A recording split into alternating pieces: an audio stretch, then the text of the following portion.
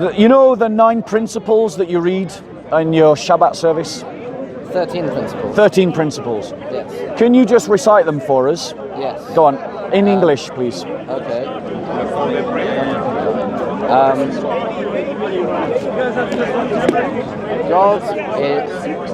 God exists. Is Yep. The first one. No, I don't want to paraphrase. I want the actual word for word text. Right. You'll see why it's important when I The thing use. is, there's 2 versions of the principles, and the more mainstream one is not the one that I say. I don't know that one off my head. The Ani Maamins is Right. the one, which is the one that a lot of people know. I don't say Okay. that. I say So- a poetic form called Yigdal, Right, and it's much more difficult to translate 'cause it's a poem. right. So, do you know in one of the 13 principles? Do you remember the one where it says, "In His beginning is without beginning"? Yes, It is there. it is there. I'm not making it up. Yeah. Can you quote that one? In the poem form, I can quote it off by heart. Quote it in the poem form off by heart, and then give your best translation. Okay. Say it for the camera so everyone can hear it. I'm just getting to the Oh, okay. thing. I need to start from Yes, the of beginning. course. Yes.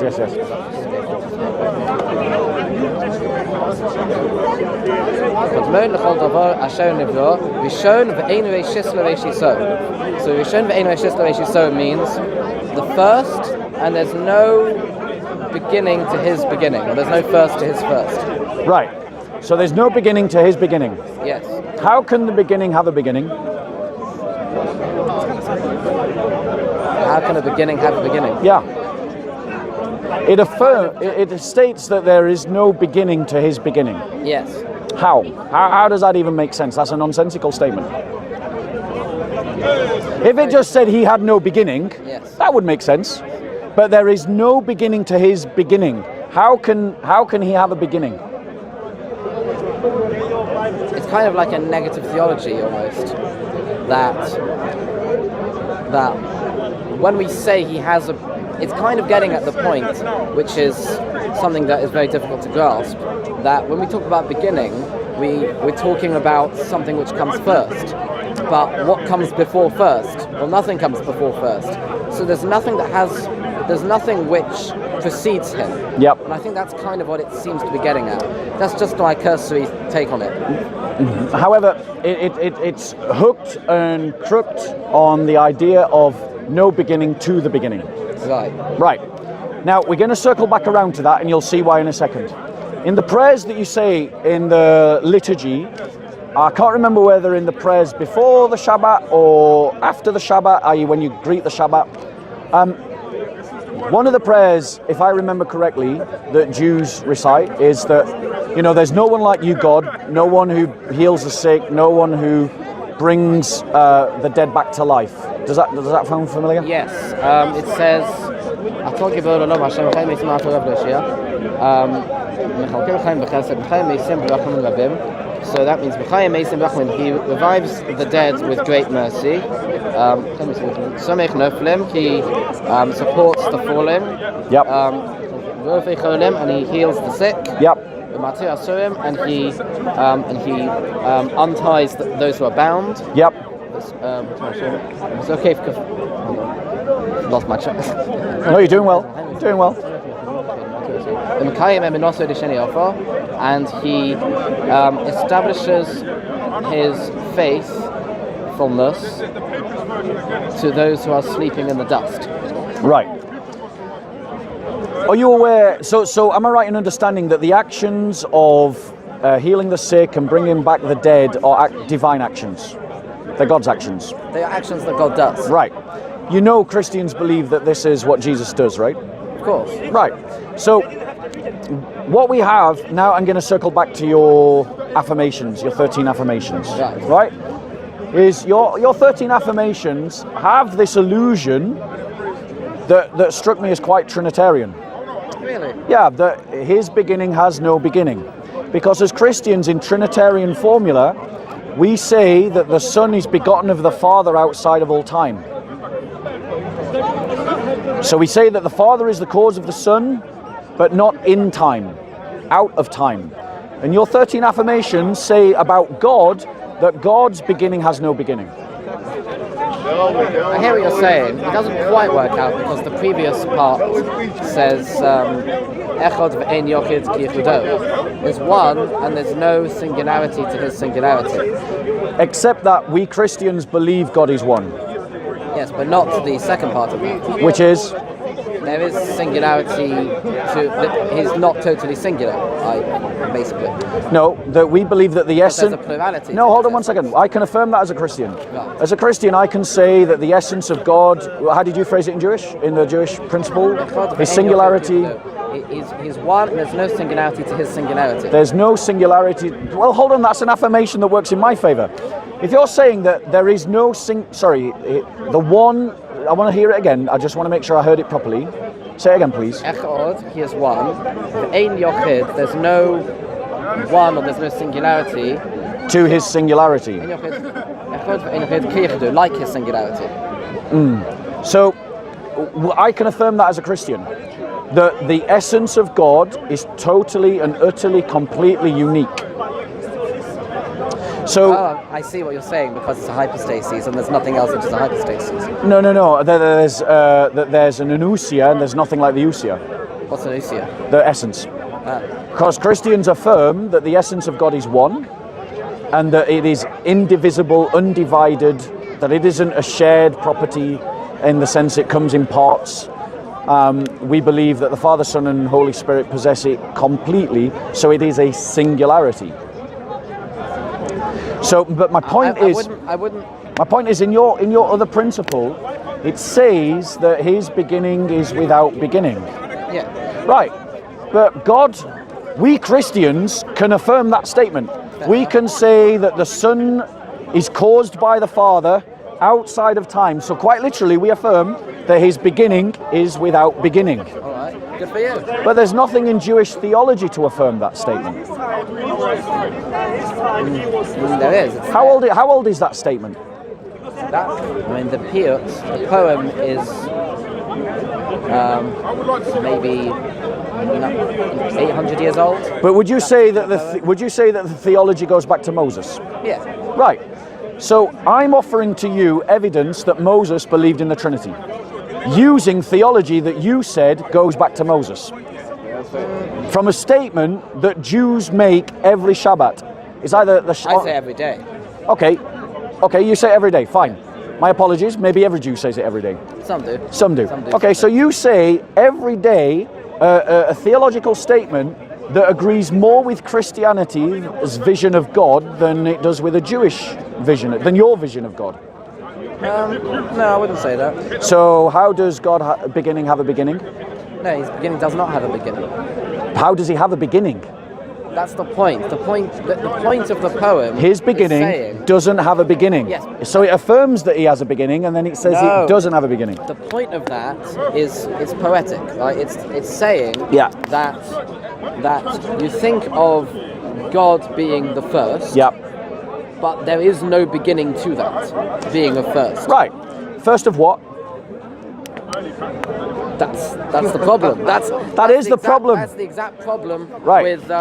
With So let's go on. So let's with human conception of God. So let's state the entire statement again and see whose theology, mine or yours, fits more neatly into your statement.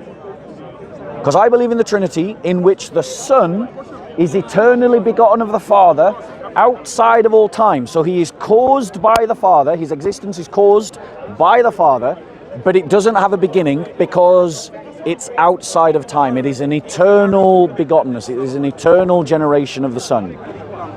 So what's the statement again? Ein rashis l'rashi so. There's no beginning or firstness, or there's a few ways. Yep. Right? There's no beginning. L'rashi so to his beginningness or firstness Right. or beginning. So there is no beginning to his beginning. Now, my theology about the Son lines up with that statement completely. Fair enough. Your theology about the God of the Old Testament means that you have to interpret your own statement metaphorically. Well, because it's a poem. That's fine. That's fine. It's a poem. And I'm saying it's a poem that fits neatly with Christology, with our Christology. That line maybe. there's another line that might not. Ein lo d'mucha guf ve'eino guf. Which is? He has no image nor form. He has no body. Yep. You can't measure anything against his holiness. Now you're saying he has no form or no body. Yes. Do you affirm what the Torah teaches, that Jacob wrestled with God? He wrestled with the conception of God. He wrestled Does that with is that what the rabbis say or the text says? What does the text say? The text says that he wrestled with God. Correct. So, wait 1 second. Who am I supposed? Right, I know what you're going to say, right? But obviously, as a Christian, I'm going to believe in the Torah over the rabbis. The rabbis are interpreting the plain text, but the text says Jacob wrestled with God. We've had this discussion before. Yes. Which is that your interpretations on all of the Tanakh Yes. are based on church theology, Yes. church tradition. Yes. And my interpretation of Tanakh is based on rabbinic interpretation. Yes. Great. So I'm glad we've that's- established that mine's earlier than yours. No, the rabbis definitely. I mean, Rabban Gamliel, for example, is even mentioned in your books. Yes. Rabban Gamliel was not the first generation of the rabbis. Yeah. The rabbis had already been going for quite a long time before he came on the scene. When was Maimonides born? Maimonides comes later, fine. How But far? there's How far later? A lot later. And is he not the rabbi that all the other rabbis go back to? No. Who's? Go back to way before. Give me a rabbi before Maimonides. Give me a rabbi higher than Maimonides. Rabbi Yehuda Anossi? You're saying that Anossi is equal or above? Wait, Way above. that's interesting. The codifier of the Mishnah. Right. So, but not all. Not I know Jews who go just to Maimonides. Like the Maimonides is their guy. Okay. Maimonides himself has definitely. And what's his name? Ram something. Rambam. Rambam. Right. Rambam, which is an acronym. Yep. It stands for Rav Moshe ben Maimon. Yep. He himself says in his introduction to the commentary on the Mishnah Yep. that we're bound by all of the decisions of the rabbis in the Mishnah and the Talmud. Yep. Right. So he is showing his deference to all those who came before him. And what's the date of the Talmud? The Talmud, well, there's two Talmuds. The Babylonian Talmud is codified in, I don't know, maybe 5th century? 5th century. AD or BC? After. AD. Yeah. In the year of our Lord, Anno Domini. After. Right. And Okay. And the Jerusalem Talmud is about 200 years before that. Yep. The Mishnah is codified about 300-400 years earlier than that, and by Yehuda Anossi. Yep. Yehuda Anossi is the end of the period of the Tanoim, which started in about the 2nd century before the Common Era. Yep.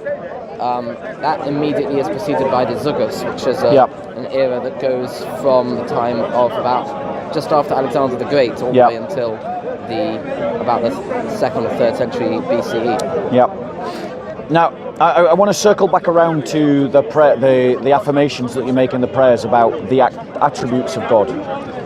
Right. No, and actually, sorry, let's stick on the form thing, actually, because that was your counterpoint, wasn't it, the form?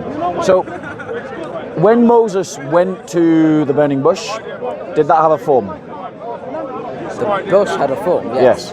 Did God speak from the bush? Yes, God spoke from the bush. God's voice came from the bush. Can God's voice be separated from God himself? No. So where God's voice is, God's presence is correct? Yes. So God's presence was in the bush? Sure. And the bush had a form? Yeah. So God has a form? No. Right. Go on, explain. God's presence was resting in something Yes. as a form. But God's presence does not have a form. Yes. God does not have a form. Right. Does the script, does the Torah show that all the times where God takes a form and appears in form, like the story of Exodus, like the story of Jacob, like the stories where the word of God leads Abraham outside the tent, which obviously implies that there's a person-to-person relationship. Is there anything in the Torah that would justify your interpretation that these are not the forms of God? Let me think. I think if there's anything that theologically clear in the written Torah.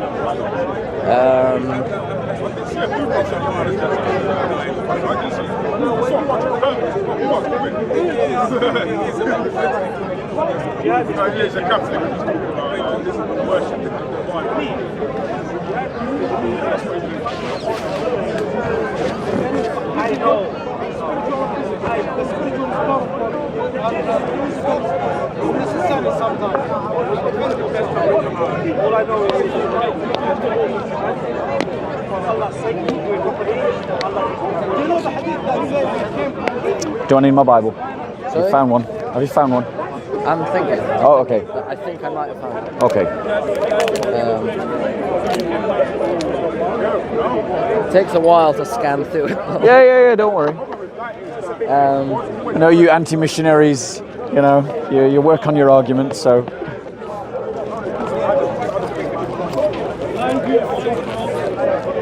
I do, by the way, think that this is a side argument. I think it's very important. I think the more important argument is the interpretation argument. Sorry, is the tradition argument. I think that's much more important. And on another time we can do that.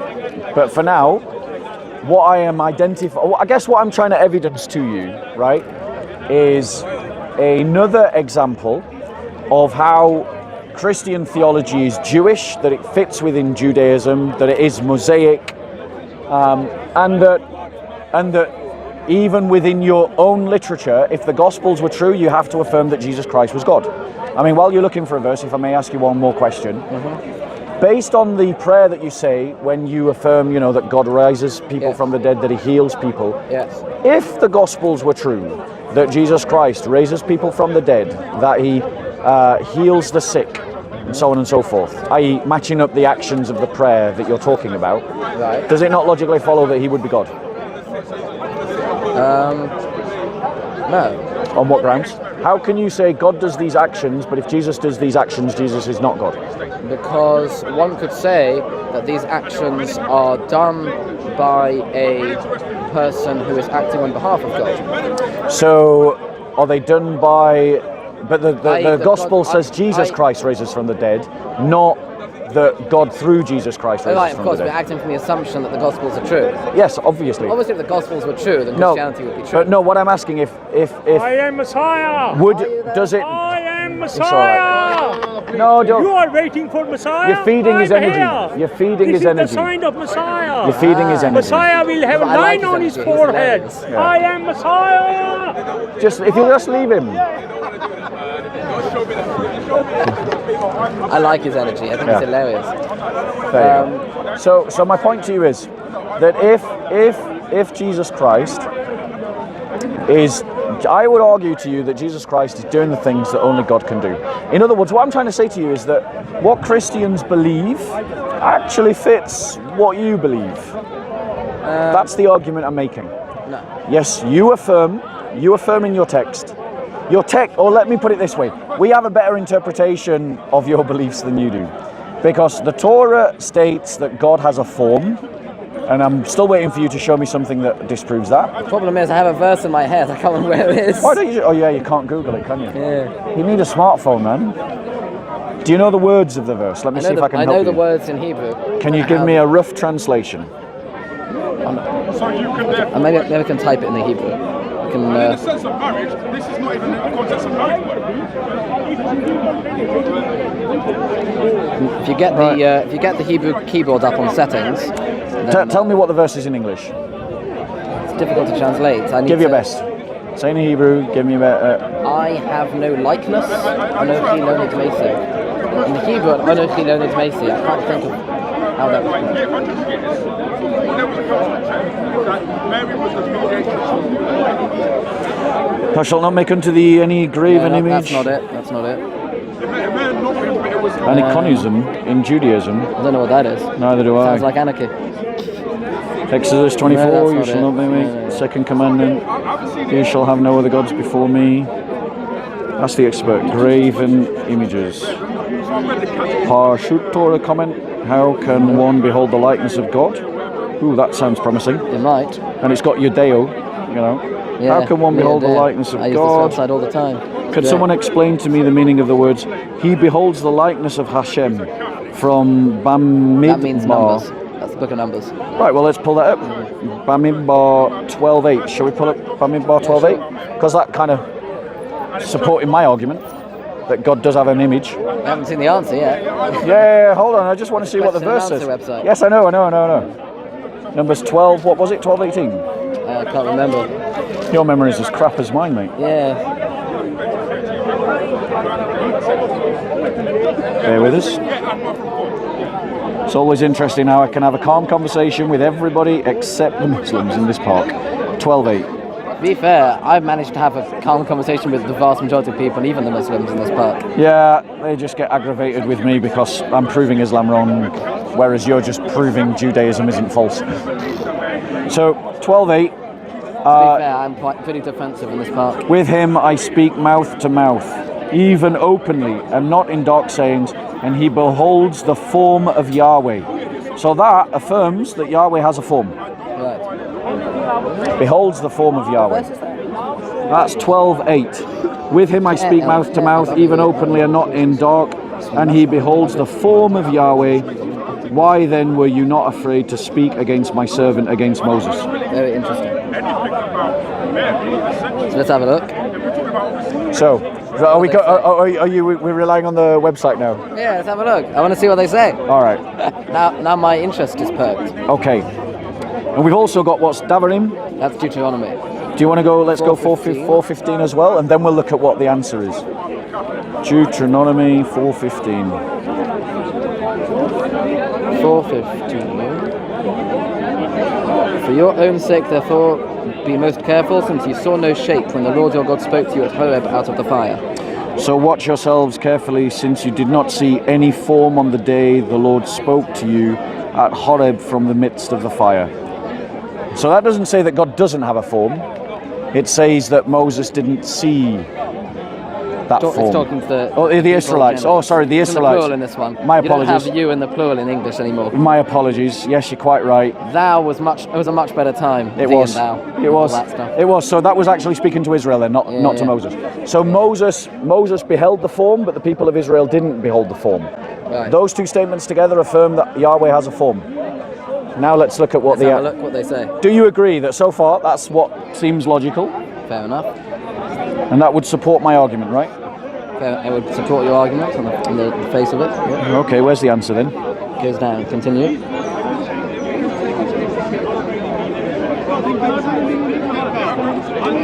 With him I speak mouth to mouth, plainly and not in riddles, and he beholds the likeness of the Lord. How then did you not shrink from speaking against my... So Rashi says, the similitude of the Lord did he behold. This refers to beholding the after effects of God's providence, just as it is stated in Exodus 33:22 and Exodus 33:23. So let's pull that up. The after effects of his providence. Exodus 33. Isn't that where God reveals himself on the mountain and he says, you will not see my face, but you will see my back parts? I can't remember. 33.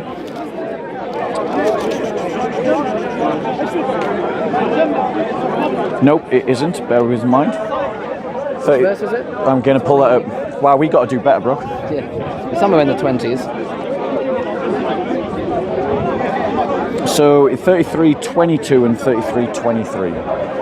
And as my presence passes by, I will put you in a cleft of the rock and shield you with my hand until I have passed by. Then I will take my hand away and you will see my back, my face must not be seen. Right. Right, well done. Yeah, That's so very impressive. So that demonstrates again that Moses saw God directly. He didn't see his full glory, he saw his back parts. Right. But he did see God directly. Right. And he saw the form of God. Right. Because God describes it as back parts. So what I'm trying to say to you is that your rabbis are wrong. The Bible is affirming that God has a form. And you should trust... There are different ways of reading these types of things. Of course. And just off the top of my head, you could talk about seeing being perception, right? You could talk about that the Torah speaks in the language of men, and that what does it mean a face and a back? A face means something which is more intimate in terms of perception. The back is less intimate in terms of perception. And so, if you see what I mean, you can use see in a more metaphorical sense. You can push it that way if you want to. And that's not without grounds. I'll give you that. In an argument, that's not without grounds. However, I think the full weight of evidence, you're forced to accept that God has a form. Because again and again and again, there are verses in Scripture that affirm this. Like all the ones we've looked at so far. Right. The fact that Abraham, the word of God, led Abraham out of the tent. that doesn't mean there's a form at all. The other verses, you've got something there. Yeah. That one. Well, we'll stick with the ones that you think I've got something with then. Right. So we've got Jacob wrestling with God. We've got Moses seeing the form of God, even though the people don't see the form of God. And we Christians believe that Christ, who is the exact image of God, he says, "He who has seen me has seen the Father." That he is the very icon of God. So one of your counter arguments was to my argument, which was saying, because remember I was saying that your statement of belief that his beginning didn't have a beginning fits more with my theology than your theology, and you're saying, well, maybe, but there's other problems that we affirm things that contradict you, and then you said he doesn't have a form, and then I said that the Bible says that he has a form. So it's advantage point to me, because I'm demonstrating to you that your Torah says that God has a form. Again, that's not how the rabbis interpret it. I'm asking you to think about what the Torah is saying. I know, but you can't, from my perspective, and your perspective would be about the church, you can't understand the Torah without the traditional interpretations. Right. So And this you would say the same with the church. Right. Which is why I believe that this is a side argument. well, Which is what I said earlier. for the moment though, I want to stick to the remits of the arguments, because that argument is an argument we should have, and Yes. it's an argument. And it's the more important argument. Okay, so are we saying for the moment the advantage of our discussion is with me on terms of the image? Fine, that's fine. Yeah. Yeah. So let's move it into the question of authority. Yeah. I accuse the rabbis, and therefore all the students of the rabbis, not that the students are to be blamed, and in some way the chain of narration means that no Jew is to be blamed, yeah, but at some point a minority are to be blamed, that the Jews have changed the religion of the Messiah. They have rejected the religion of the Messiah, and they have changed Judaism from what it was in the first century to something else. And they have distorted the religion, but there are echoes of the truth still within the Judaism of today. That's my thesis. Interesting thesis. And I would say to you that when we look into the historical verification of key documents, the historical verification of key figures, the historical verification of key beliefs, all of them. How are we doing, bro? I like your work. Thank you so much, I watch brother. you all the time. Here's my card, bro. Yeah, so I just came in and did a few debates and everything. So Thanks I'm be to learning God. from you. God bless. Do you There's my mind if I card. take a picture with you? Yes, of course. He says he minds. Bob is a legend. God bless you. Peace be with you. Christ is risen. Yes. Right. Some dough. Yep. Let's not be insulting. Is it insulting? Right. So it was the flippant tone that was it was the flippancy in No, with which. it's my Jewish humour. Right. So yeah. So that's my thesis, and I say that when we look at key documents, key people upon which your Judaism is influenced, all of them are after the church. A lot of them are after the church. Would you say the majority are before or after the church? Well, that's historically, obviously, the further away we get from the starting of the church, the more rabbis are going to be on this side than on that side. Yep. More time has passed. I'm talking about the big names, the Talmud, the Mishnah, the Maimonides. I'm just talking about big names. There are Now, plenty is Rambam short for? Rambam is short for another rabbi, or is it short for Maimonides, No, Maimonides means son of Maimon. which is like in Greek. Or from Moses to Moses kind of thing? Oh no. There were people who said that from Moshe to Moshe, there was none like Moshe. There were people who said that about Yeah. the greatness of the Rambam. Yeah. Rambam is just, and it's an acronym for his name. Yeah. Rabbi Moshe ben Maimon. Right, Rambam. Okay, got you. So, That's why they call him Maimonides. right, son of Maimon. okay. But my point to you is, yeah. So, how do you reply to my I would argument? say that it's true that the majority of rabbis have existed since the time that the church started. Right. But I would say that that's irrelevant because of the fact that their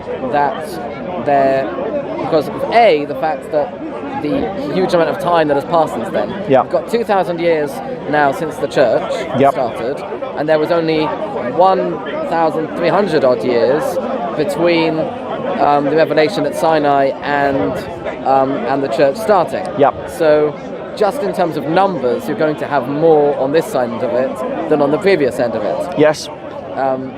But it's not. It's that's not. A. But Maimonides, when was he born? Okay, he was born in the 11th century. Your Masoretic text. What's the earliest it can be dated to? In terms of written, Yeah, written document. oh, I don't know. It can't be. I think it's about 10th century. The Talmud, It's a shame that because there was an older one that got destroyed 100 years ago in Aleppo. probably. There was a fire Probably. set by the locals. What a surprise. Was that Yeah. in an anti-Jewish pogrom? Or an anti-Christian yes, it was. pogrom? It was an anti-Jewish pogrom in Aleppo. By Muslims? Yeah. Yeah, what a surprise. It was a very diverse crowd. Oh yes, they was very tolerant. 100% They were very diverse. tolerant. So, the Talmud, when we date that, the bigger part of it is Right. 5th century. Yeah. Some of it is... It's 200 years earlier. Right, but those bits that are 200 years earlier, even those documents, what's the earliest documentary evidence to Oh, those I bits? have no idea. I've never looked into that. What's Right. the earliest written Yeah. form of it? So I guess what I'm trying to make a case to you is that there's no denying that the Christian movement was a Jewish movement. Obviously, there's no Right. denying. And there's no that, denying there's no denying that we have access to what those first century Christians believed. Okay, that's fine. Right. That's fair. And therefore I use that, I marshal that to demonstrate to you that what you believe emerges out of a reaction against Christianity, or a partial reaction against That is a Christianity. way of looking at it, but I would argue that the people who we believe were carrying forth the tradition were unlike your people, with a possible exception, although I don't believe it, of Paul, were in fact simply carrying on the chain from their teachers who preceded the church. And when it goes like that, it will continue back to the prophets. Jesus does not seem to have been a student of any of the torchbearers of the tradition. Yeah, and I would simply reply to that: as a Messiah, he doesn't need to be. As a Messiah, he is the embodiment of everything that the tradition points to. And as evidence to the fact that he is the embodiment of everything that the tradition points to, your prayers that you say as part of the Shabbat liturgy describe God as doing certain things, and Jesus Christ does those things. Well, that's your contention, that he does those things. And they're first century Jewish documents that back me up. Okay, to be fair, they are in Greek though. So Loads of Jews. it's all Greek No, hold to on one me. second. Hold on one second. You know that's a fallacious argument. it's not really. No, Jews wrote lots in Greek at that time. Yes, but not the scholars. No, The that's scholars. also not true. It was Jews that translated the Septuagint. That was by force. They were forced to translate the Torah into Greek. I don't think they were necessarily forced. No, they were. Were they? Yeah, that's the story. 72 elders were taken prisoner by Ptolemy. Yeah. And he said to them, I want you to translate the Torah into Greek. And he put each one into a different cell. Yep. Right? And they all came out with an identical with the identical Septuagint. So if you're going to accept that, then that demonstrates that the Septuagint is a reliable transmission of the Hebrew. Of course, the original Septuagint is a reliable transmission of the Hebrew. Great. And it had authoritative understanding within the church because they were using the Septuagint. It's possible that they were. I don't know if that's true, because when we look at, especially if we look at certain verses.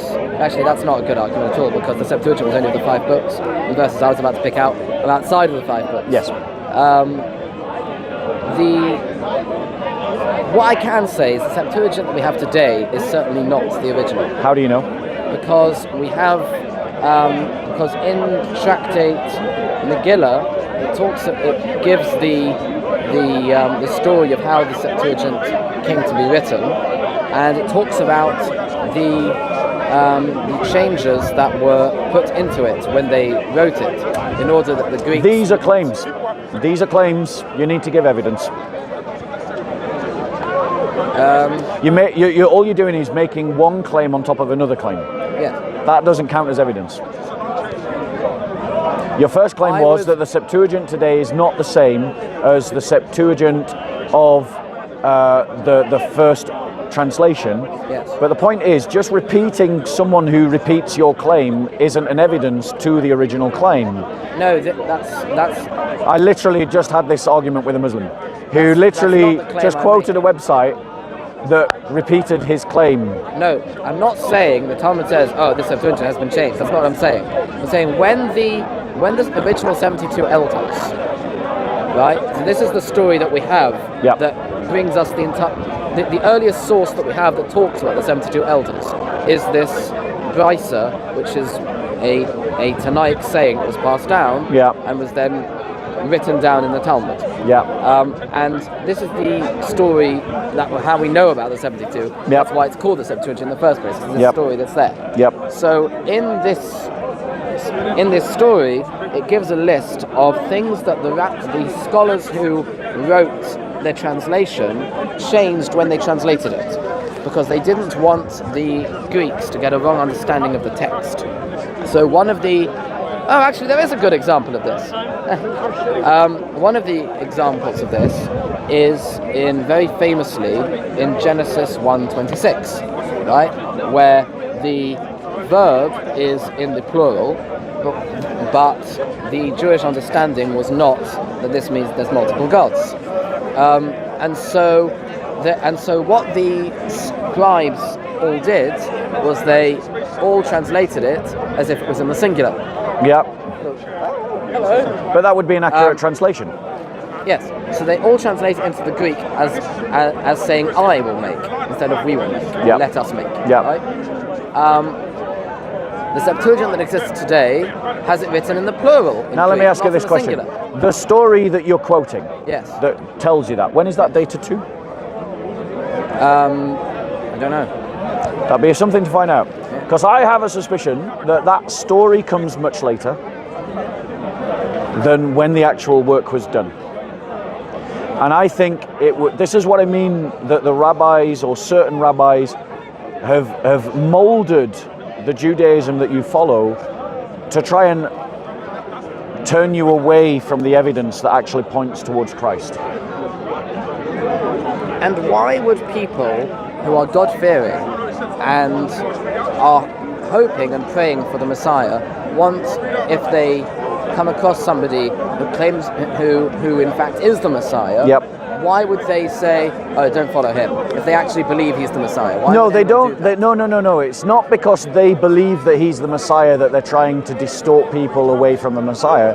It's because they don't believe that he's the Messiah that we he's go. trying. No, hold on one second. But they are distorting the evidence because the evidence was and still has echoes that is in our favor, like the two examples that I've given you. You have echoes of the truth that Judaism pointed towards Jesus in your own religion. Those things that you spoke about form and about beginning, these are theological issues. They're not issues about who are we looking for in a Messiah. Yeah, and in terms of, but they do actually. No, because hold on one second. When you believe that the Messiah comes, Yes. right, he's going to be essentially God's representative on earth, right? Yes. And he's going to be the king of the Jewish people. Right. He's going to preside over the ingathering of the exiles, the Yep. New World Peace, and all these things. Right. And you've heard it a million times, I'm sure. Yes. Right? Right. So he's literally working from God's authority, isn't he? Yeah. So he's sharing God's authority, isn't he? No. Are you sure? 100%. If someone speaks, Sharing. yes, he's sharing. No. Yes, he is. Your own scriptures, does it not say that God said to Moses, "I will make you God to Pharaoh"? Moses is an exception because Moses. That's special pleading. No, it's not because in Deuteronomy it says that there's no prophet like Moses. Is the Messiah going to be like a prophet like Moses? No. Deuteronomy 18. And I will raise up for you a prophet like unto Moses.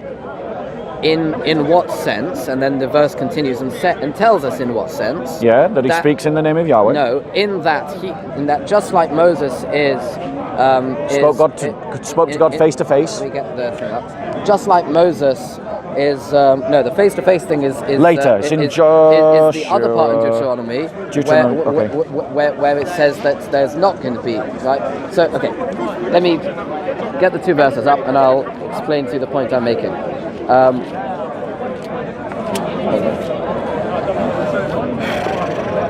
I've got one up. Let's get the other one up as well. Okay. In Deuteronomy 18, Yeah. it says, Yeah. the Lord your God will raise up for your prophet from among your own people, like Yep. myself, him you shall heed. So not Muhammad then.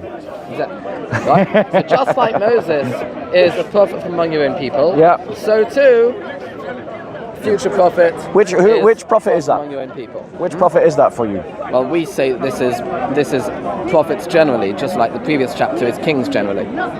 No, it's speaking. So in the first century, we have evidence in the Gospels that the Jews talk about that prophet when they speak to John the Baptist, demonstrating that in the first century, the Jews of the first century were expecting that prophet still to come. They understood it in a particular way. I wouldn't say that at all. I would say, Godfrey. I would say that that's coming from the assumption that you believe what the Gospels say are true. Yes, that is correct. I would disagree. But I would also make it a historical argument, which is that that we can just treat the. There is a person. One second, we can treat the Gospels like because we know they're first century documents, we can treat them like a historical document. And as treating them as a historical document, it shows that there was a discussion around this, a belief around this in the first century. There was a belief around it in the first century. Thank you. I.e., there was a person who wrote a book who believed it. Great. So that demonstrates the point I've just made, Fine. which is that. There were people who believed it. Thank There you. was a person And who they were believed it. Jews. He was a person. He may have been a Jew. He was a Jew. Maybe. Yeah, probably. He was an apostle. Maybe. Yeah. Apostate, maybe. But He was an apostle, yes. So my point to you is that we have evidence in the first century that people understood this question, this belief, and people believed that Deuteronomy 18:18 should be believed in the singular sense. if you look at Deuteronomy Not in the generic 17, sense. If you look at Deuteronomy 17, Yeah. verse number 15. Right, let's go there. Deuteronomy 17. Go on. Verse 15. Verse 15, what does he say? You shall surely set a king over you whom the Lord God chooses, one from among your countrymen. You shall set a king over yourselves. You may not put a foreigner over yourselves who is not your countryman. Yeah. Yep. So this is in the singular, yet we know they did this multiple times. Yes. This is not just a rule about one king. But each time they did it, was it singular? Yes, each time. Okay. And so the same by prophets. Yeah. Right? Each time there was a prophet that came after Moses. Yes. Right? So whether it was Joshua, Yes. Samuel, Yes. or David, or Yes. Solomon, or Nathan, whoever. Yes. Right? They're all people who are they're all like Moses in the ways that it demonstrates here. And I'm saying to you again that we have first century evidence that there were Jews that interpreted this as being about a specific person. And I am saying to you, again, my thesis is that the rabbis that you follow, the tradition that you follow, distorts the original Judaism of the first century that pointed towards Jesus Christ. The historical And your evidence that we have- reinterpretation of Deuteronomy 18, as a proof to that fact, which rabbi says what you've said? Rashi says it, a number of people say it. Rashi? When was He's he? one of them. When was he? The 11th century, AD or BC? after. AD. Yes. So that's my point. You're using I know. Rashi. You're using Rashi, who's 11th century AD, to reinterpret something when I can demonstrate that you've got a first century understanding that Deuteronomy 18:18 is about a specific individual. Now, why do you think, given that was Rashi in the Christian world? Yes, he was. He was in northern France. Do you think Christians were using Deuteronomy 18:18 in the way that I am? Probably. So do you think that there may have been reasons why Rashi wanted to move away from that way of understanding the text? You could frame it like that. I am framing it like that. I am literally saying that is what is happening. I know that's how you frame it. Because what I'm trying to do is I'm trying to give you good reasons. I know what he's trying to do. I'm trying to give you good reasons to see that possibly the understanding of Judaism that you have might not be full or correct. In which case, if you want to make that claim, which you are, I am. obviously, And I am presenting evidence. right, you would have to then go and tell me what was it about Jesus that the rabbis missed? Why is it that when they were looking for a Messiah and this guy came along, Yep. and they didn't think he was the Messiah, why didn't they think that?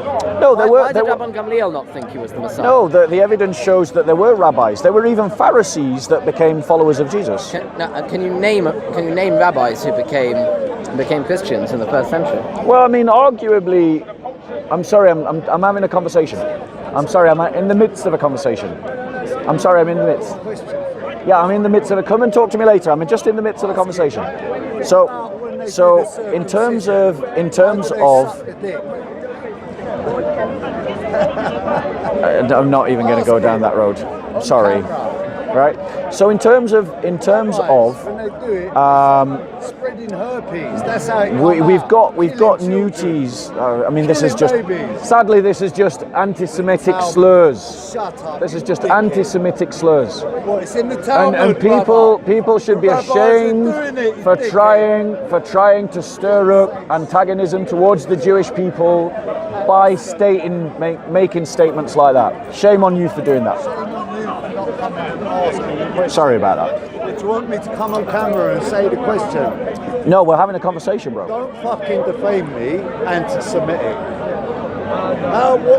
What in that comment makes me anti-Semitic? So what are you? Answer the question. What are you Why trying- does a Can Can you not see rabbi? I'm in the middle of talking with Why somebody? does a rabbi? Can you come after we finish? You're going to chop all this. I'll tell you what makes it anti-Semitic. Why do they suck the dick They when don't. after they do the? They Alright, don't. What they kiss it? So it's a What do lie. they do? They don't. They put their lips to it.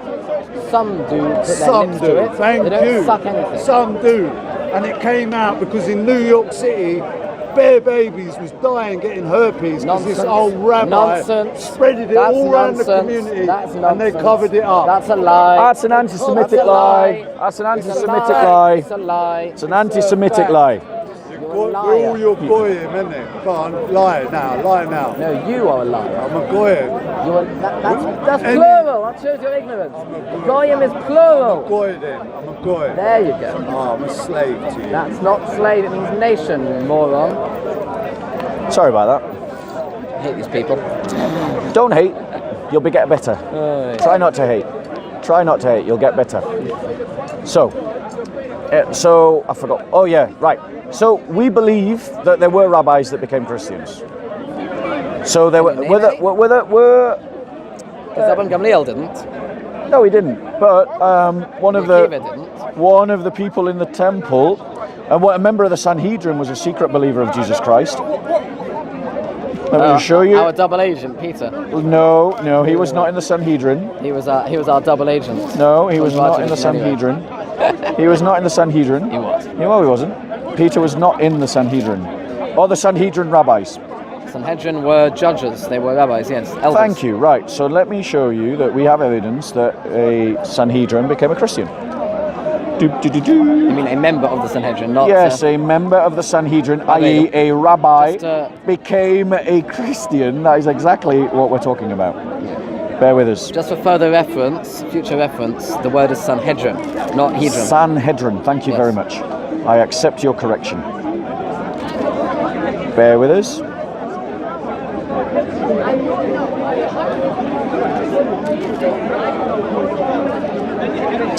When it was evening, there came a rich man from Arimathea named Joseph, who himself had also become a disciple of Jesus. This man went to Pilate and asked for the body of Jesus. The Pilate ordered to be given, and Joseph took the body and wrapped it in a clean linen cloth and laid it in a new tomb which had been hewn out from the rock. He rolled a large stone against the entrance of the tomb, and Mary Magdalene was there, and others, Mary sitting opposite the grave. Let me just... Joseph Sanhedrin. It's definitely, I'm sure it's in one of the Gospels, it says that he's part of the Sanhedrin, or that he was a rabbi. Bear with us. It's probably quicker to Google this than just flicking through passage after passage.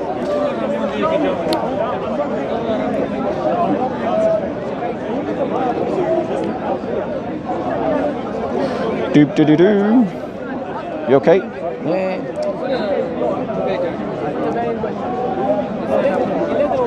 And then I guess we could start to bring this to a close, because Joseph of Arimathea. Where's Arimathea anyway? Where's it home? Never heard of it. Don't know, mate.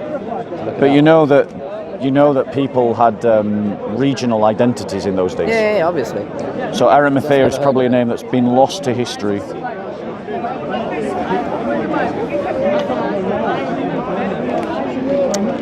Bear with us. Maybe this will answer the question. Joseph of Arimathea was a secret follower of Jesus because he feared the Jewish leaders. He's probably best known for asking Pilate for Jesus' body and placing it in his tomb. Joseph of Arimathea appears in each of the four Gospels, Matthew, Mark, Luke and John, specifically around the time. These short verses of the Gospel. Joseph of Arimathea, good and just man. Right, there you go. So in the Gospels, it states in Luke 23:50 to 51 that he was a good and just man who didn't consent to the Sanhedrin's decision or deed to crucify Jesus. Okay. So he was in the court when it was making his judgment, and he said no. They didn't agree. Right. So that Was this shows judgment, by the way? to have Christ executed. Well, that's historically illiterate, I think, because the Sanhedrin had stopped judging people for the death penalty long before that. No, they couldn't judge in the sense of carry out the execution, but they could pass judgment amongst themselves and then go to the Roman authorities and say, hey, we want you to do this. And that's often what they did. They did that to lots of Christians. I don't know if that's true. Blatantly is. That's the crucifixion of Jesus Christ is not a deniable fact. I'm not denying that this person was crucified. Why would what reason would the Romans have to crucify Jesus Christ? He had no army, he claimed no earthly kingdom. Causing trouble. And who was he causing trouble amongst? Well, everyone. Going around saying you're the Messiah. So who would have accused him of trouble? All right, the Jews would have... Right, so the Jews deemed him worthy of death, and they went to the Romans and said, kill this guy, he's causing trouble. You think the Romans would not have also been a bit wary about some guy saying he's the Messiah? Yes, there's evidence that they killed other messiahs, absolutely.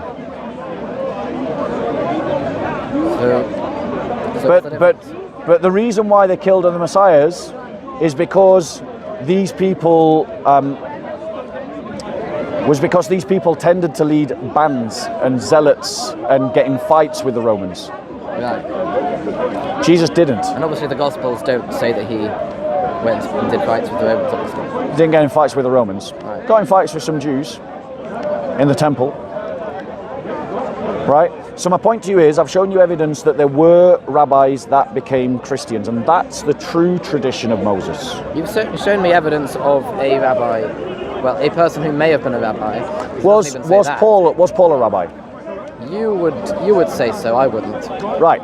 So now we've got two people who were rabbis that became Christians. Now, the Pharisees were students of the rabbis, right? The Pharisees were the rabbis. Thank you. I can show you that rabbis were there in the book of Acts in the church at the Council of Jerusalem. Would you like me to do that?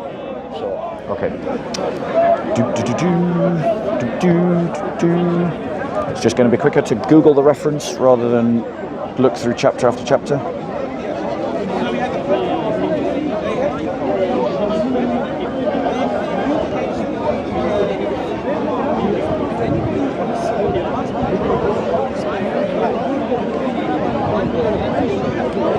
Because remember, our debate now is about, because you've kind of given up on the form thing and the image thing, our debate now is whether we have a legitimate claim to the rabbinic tradition of Moses. Right. And I am trying to demonstrate from first century evidence that we do. Right. Okay? Boop-a-da-boo.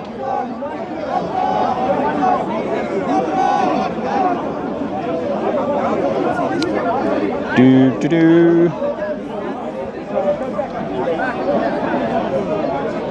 Acts, well, hold on. Different words, let's find different words, it'll be quicker.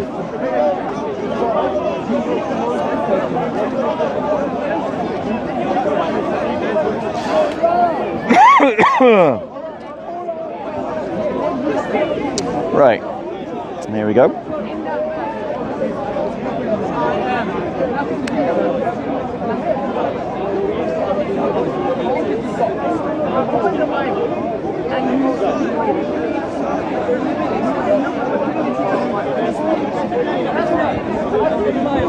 Bear with us, please.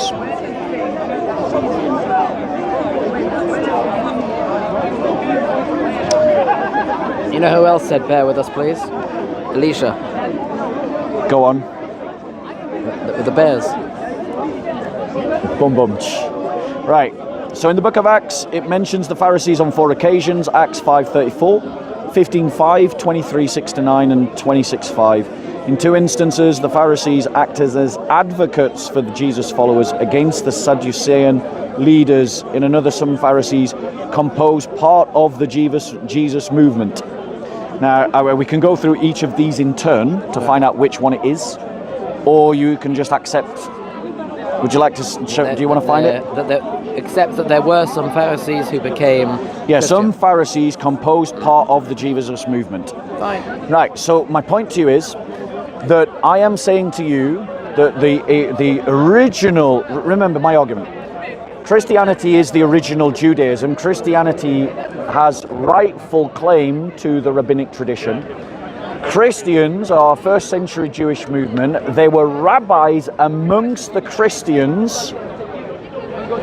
And I am saying that the rabbis that you follow have distorted that religion from its first century form precisely to try and steer you away from original Judaism that was embodied by the followers of Jesus. And if I can, and I've shown to you now that we have rabbis in the first century who were Christian, which means that they would have been students of the tradition of Moses. And thus, the church has a more historically legitimate claim to that tradition and to that belief than you do, because you base your arguments and claims on documents and persons and authorities that come far later in the Jewish movement, centuries later in the Jewish movement, millennia later in the Jewish movement. And the original Jewish movement went into the church, and so the church has a higher authority than the rabbis you follow. Boom, that's my argument. Mic drop, boom. I don't find it convincing. So, And give the me reason reasons why. The first reason I don't find this argument convincing is because it all relies on the testimony of the gospel. What's And wrong with I that? don't trust the testimony of the gospel. On what Because grounds? I don't really have any reason to trust it. On what grounds? Because to me, it just looks like some Greek books written by some guys in the first century. That's not very convincing to me. These are all assertions. I mean, it is. It is Greek The books. Greek books written by some guys in the first century. And how does I that just don't- disprove it? It doesn't disprove it. It just means that to me, it's not very convincing. Okay, but so my point is, if you're going to say that I've made a historical I guess argument. that's just my moral prejudice. I- I don't find it convincing to say, well, we've got some guys in the first century writing in Greek that say there were Pharisees who joined this movement, and I don't doubt there probably were some Rabbis. Pharisees who joined. Rabbis. Say rabbis. They were rabbis. Go on, say it. There were rabbis that joined the Christian movement.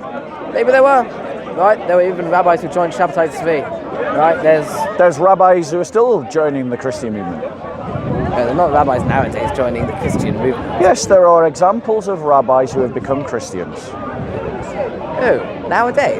Yeah. I'd like to see that. That'd be Okay. very weird. Right, bear with me. I think I've got you, bro. I've got you fair and square.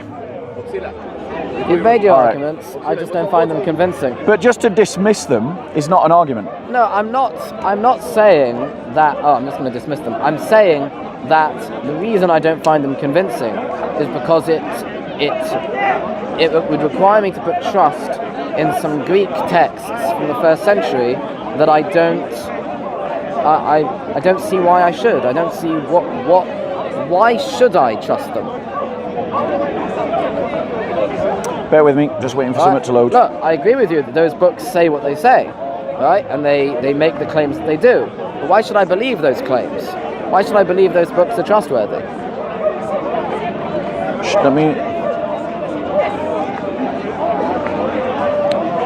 So, these are rabbis who became Christians, according to this website.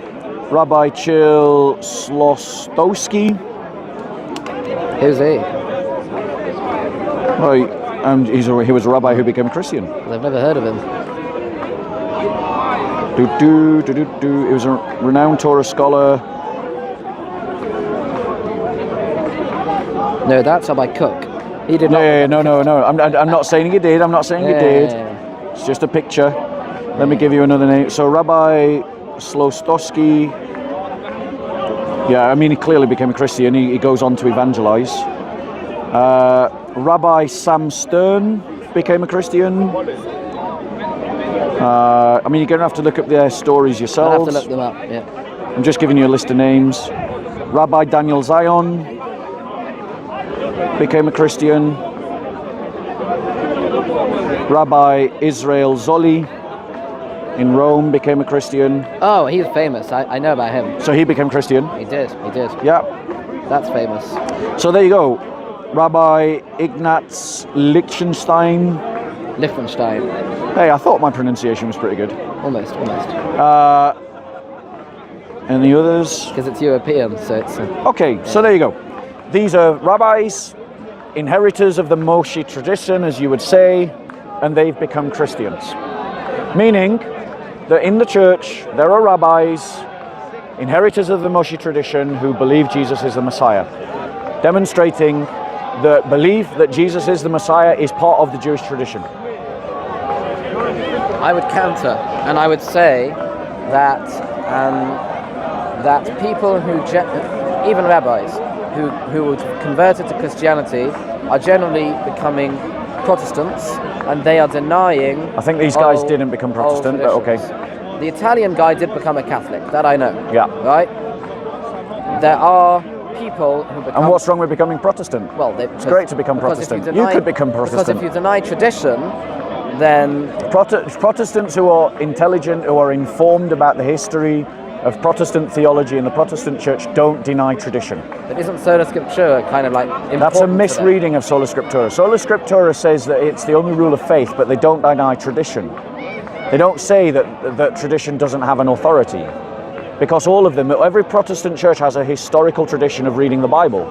Sola Scriptura is itself a traditional position. So they don't deny tradition. So you just don't understand what the Protestant church teaches.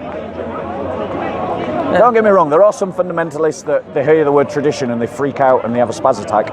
But the point is, they tend to be fundamentalists who've never read a book, and they proclaim themselves the greatest authority of the Bible since Moses, Maimonides. So anyway, bro, I think that all you have done is just go, well, you've given me evidence, but I don't believe it.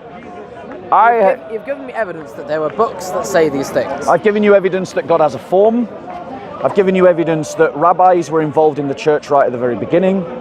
I've given you evidence that the Jewish rabbis that you do follow had a reason to draw people away from certain interpretations, and that those certain interpretations are older than the ones you're appealing to.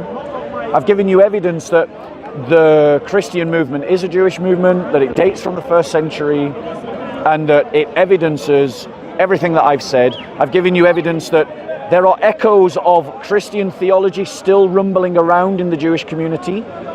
which I talked about from the 13 principles, and I've given you evidence that Christ literally embodies the actions of God because he raises people from the dead and he heals people. I've given you a lot of evidence.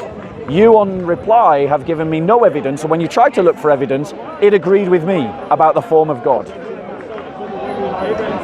And then you said, yeah, but our rabbi said differently. Yes. That's not an argument. I have given you evidence that my rabbis are older than your rabbis, and that therefore I can legitimately claim that what Christians believe is rooted in Judaism. And is therefore, yeah. Okay, have a good day. I'd give you a book, but I doubt you'd take it. I have books. I have other books. Would you like a book? Free? Yes, of course, for free. Oh, wow. I know you're not allowed a Bible, a New Testament, so I won't give you one of those. Oh, if it's not one, what kind of book is it? It won't be a Bible, because I know you're not allowed. I know you're not allowed. No, I have a John. You have a John? I have a John. I got it for free. You do? So you do take Gospels? I do. Is that the only one you've got? Yes, that's the only one so far. Okay. I refuse to spend money on these things. I would want to leave you with this thought. I want to leave you with this thought. Right? While I find a good book. That'll do. What Gospel's that? Mark. There we go, you got Mark. Thank you very much. Top marks. Top marks. So I want to leave you with this thought. Right? The prophecies in the Old Testament, as you know, is that when the Messiah comes, the Gentiles will hold on to the cloaks of the Jews and say, take us with you to Jerusalem. Indeed. Right? The only Jew that has ever got Gentiles to go to Jerusalem and offer up prayers of sacrifices of praise and thanksgiving is Jesus Christ. Because of Jesus Christ, for 2,000 years, Gentiles have been going to Jerusalem and worshipping the God of Abraham, Isaac, and Jacob. So he is fulfilling the prophecies of the prophets. That's my final thought. You have a good day. We love Josh. We love you. Any final words, Josh? Just to be fair, any final concluding words? Honestly. Yeah, I'll stop now. Concluding words. Try to be fair. I still am not convinced. I'm not convinced that these Greek books can be trusted. It is all Greek to me. I'm not convinced that these people who joined the Christian religion were of any real importance. They may have been rabbis, they may not have been rabbis, all we have is the words of these Greeks talking about it. And what else did you say? What you said? You said that we have an older tradition. I would say that our rabbis have a very direct chain, go all the way back. Our rabbis are your rabbis. Our rabbis are your rabbis. Your rabbis. So if your rabbis have a link to the old tradition, our rabbis also have a link to the same tradition. If your rabbis were indeed rabbis at all. If you're going to claim that they aren't, you have to prove it. I'm not going to claim that they aren't. Instead, I'm simply going to say that we don't have evidence. I don't have convincing evidence that they are. Well, in the absence of evidence, you go where the evidence is, and the evidence is that there are rabbis. Arguing that it's all Greek to me doesn't mean a damn thing, because Jews used Greek for centuries because of Alexander the Great and the Hellenization of the Jewish people and the Mediterranean. So Jews taught, spoke, and acted in Greek. It was kind of normal. They even translated the Torah into Greek and translated others of their books into Greek, and the only people that could have done that were the Jews. So if the Jews are okay to use Greek books, bearing in mind that when the church went into the diaspora Jewish community and into the diaspora synagogues, they were doing it all in Greek. So just saying, well, it's all Greek to me, ain't an argument, because all the Jews at the time were using Greek. Anyway, God bless you. You're a good man. I like talking with you. But I'll find my final words. My final words are that the brother is motivated more by animus against the Christian faith than he is motivated by being genuinely interested in looking at the evidence for the truth. I would disagree with that. Right, all right, Scott. Right. You look after yourself. All right. Take care.